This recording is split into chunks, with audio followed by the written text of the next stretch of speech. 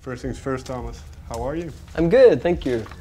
You just performed at Lowlands. How did it go? It was really cool. It was my 6th ever show that was like public, and it was so fun. It was like the biggest crowd I've played to, and people were singing along. There was a dude at the front that had like glitter in his beard, and he like blew glitter onto the stage. It was crazy.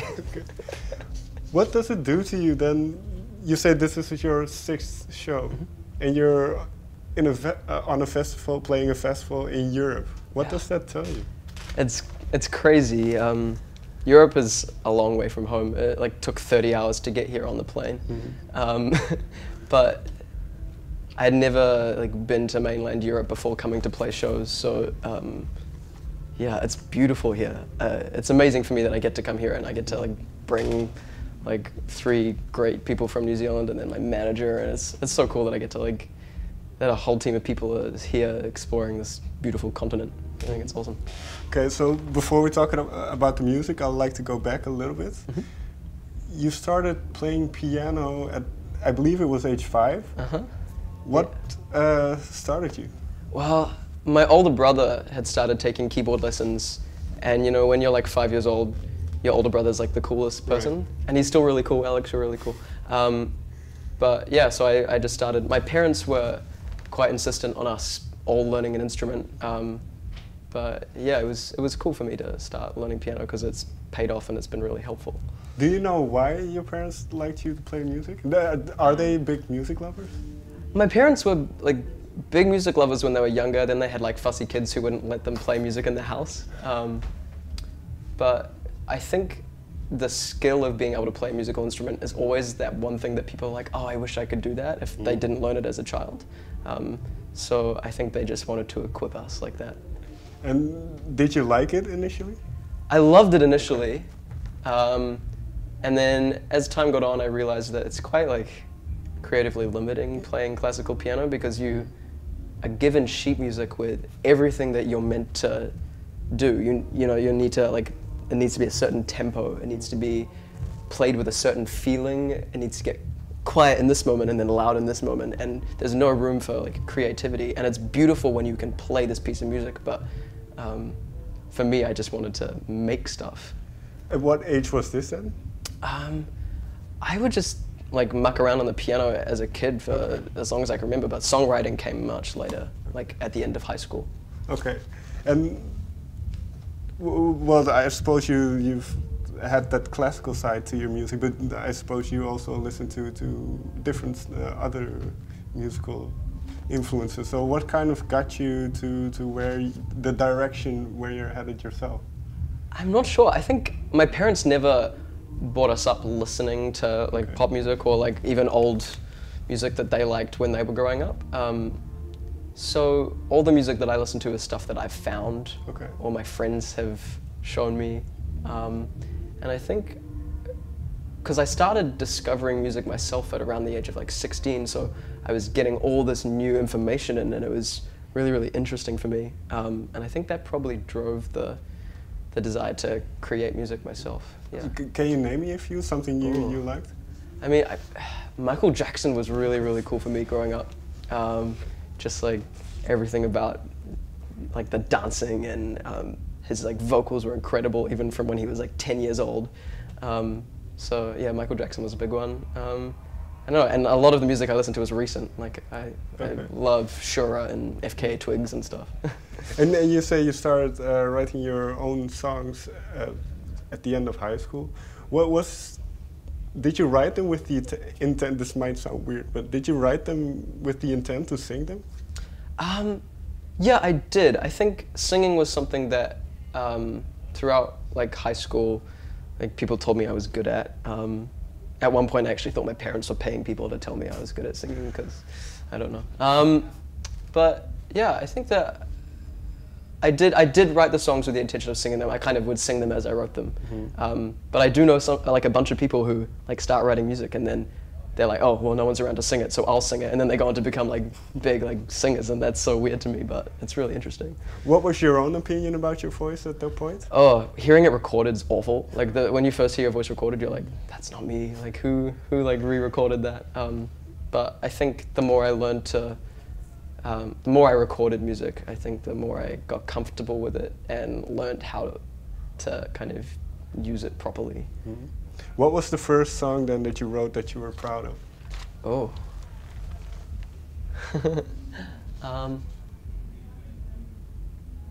That I was really proud of? I don't know. I think probably one of the songs on like my like very first EP called School Night. Mm. Yeah, when I wrote that, I was like, oh wow, this was really fun, and this is something that I can't see myself not doing.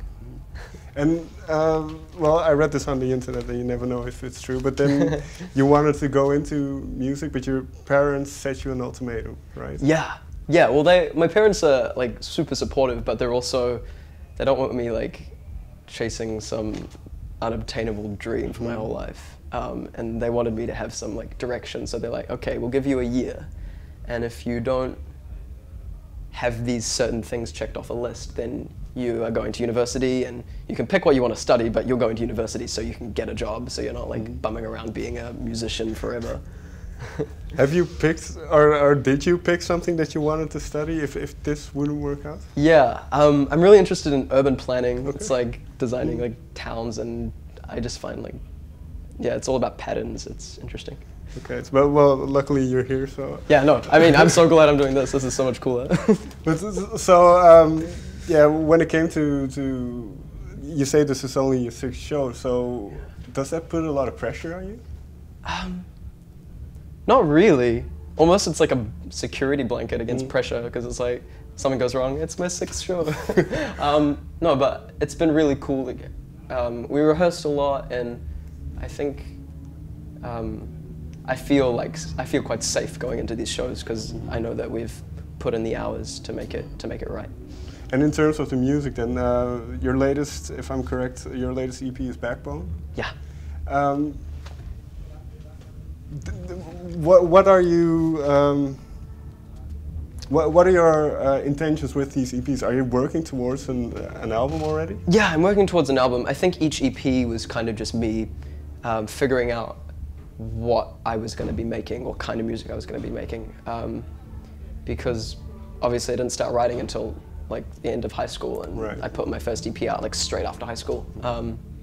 So yeah, I'm working towards the record. I don't want to be putting out EPs forever, but I feel like Argonaut, which was like the kind of breakout one, I guess, was the one that I kind of found how to write pop properly. And Backbone was kind of me wanting to do something a little bit different, more alternative. You say you learned how to write pop properly. Well, what do you mean by this? Well, I just found the type of pop music that works for me, because I think that pop music is so broad, and you can often write these songs that don't feel right, and you can't quite put your finger on why they're not right. But I think when I wrote a bunch of the songs on the Argonaut EP, I felt like if I'm making pop music that can be like on the radio, or music that I can like play at a festival and people know the words, this is in the right space. It was kind of like dark, and it felt like me, but it also felt like pop music, which was cool. And then you say for Backbone you wanted it to be a little bit more alternative? How yeah, come? I found myself listening to music that wasn't just, you know, radio pop. So I got really inspired by a whole bunch of music that I'd found, and I just wanted to make something that wasn't like, you know, 4 chords, as cool as that is. Yeah, and I just got really involved in the production, which was a big thing for me. Why? Oh, I just love producing music. It's such an incredible thing, because you start with an empty slate, and I would write the song and produce it simultaneously with a guy back in New Zealand called Josh Fountain, and we would just build the track together. And it's really interesting. You get the drums and you form a beat, and then you mess with it a bit, and then you add all these layers, and then suddenly this song appears, and you can like find that definitive moment where it becomes a song, and there's that feeling, and everything kind of falls into place. Do you always know with each song, you know where, kind of when? Yeah. Yeah, usually you get to a point and you're like, okay, I know what's happening with this. There's not many songs. I don't think I've written a song where I thought I finished it and then I go back and change it completely. Maybe that's still to come. But then can I assume the lyrics always come later? No, lyrics are often first for me. Okay.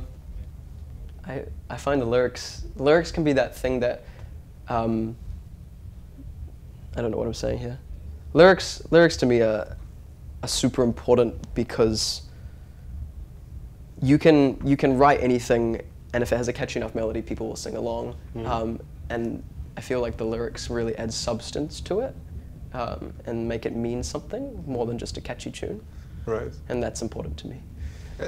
Is that was that for you an easy thing to do, to write about, well, substantive things? Yeah.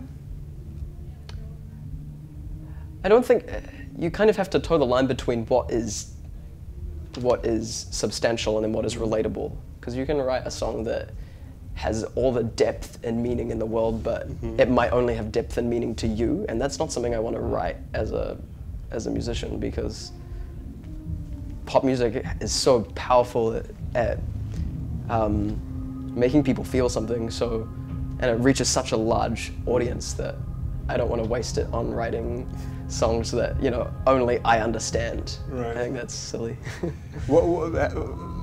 As you've performed now a couple of times, and then obviously online, there's a lot of feedback from people. Which song have you found are people connecting to a lot? There's this one that it's called Burning Out, and it was on the first EP. And yeah, it has the most Spotify streams, and it was number 12 in France or something, on the Spotify chart, which was weird. But no, it's really cool. That was the one I played in Paris and people sung along. Okay. And I could hear them through my in-ear monitors, and yeah, that was an experience. And have you heard reactions from them as well for what they? Oh yeah, I mean, people say it makes me feel confident, and it makes me feel like I can conquer the world, which I think is pretty cool. And for you, do you remember? Because it's quite an old song. Do you remember what instigated that song? What instigated that song? Yeah, well, I was getting a lot of advice, a lot of opinions about what I should be doing music-wise. Some of it good, some of it bad, and it's just about, and at the time I was feeling kind of under pressure to kind of put out something that was really, really cool, and I think I wasn't feeling very confident, so I wrote that song as kind of as the opposite to what I was actually feeling. It was very it was almost like the pseudo-confidence anthem that when I sang it, I felt confident. So, and that's when people responded to it saying, it makes you feel confident. I'm like, oh, that's so cool that it has that effect on other people. Because yeah, you say pseudo-confidence, but did it help? Did it? Absolutely, absolutely. I mean, I wrote it and I had all these anxieties about just how I was supposed to approach this music thing, because you kind of want to get it right from the get-go. You don't want to stuff around and right. Trip a few times and stumble before you get it right. It's nice to kind of do things right the first time round. But yeah, I wrote it and I listened back to it and I was like, yeah, this feels good. Okay, finally then, well, you say you learned how to write pop songs on Argonaut. You went a little bit more alternative and backbone. What do you see yourself going towards when it comes to the album? For the album, I think there's a little bit of a return to more typical pop structure in a bunch of songs. I never thought I would write a song that has an instrumental break after the chorus, but I did it, and it's pretty cool. I'm pretty happy with it. So yeah, I mean, it's just kind of honing my songwriting craft and trying to find that balance between Backbone and Argonaut, but in a way that kind of feels like an extension. Right. Thank you very much for your time. No, thank you for having me. Thank you.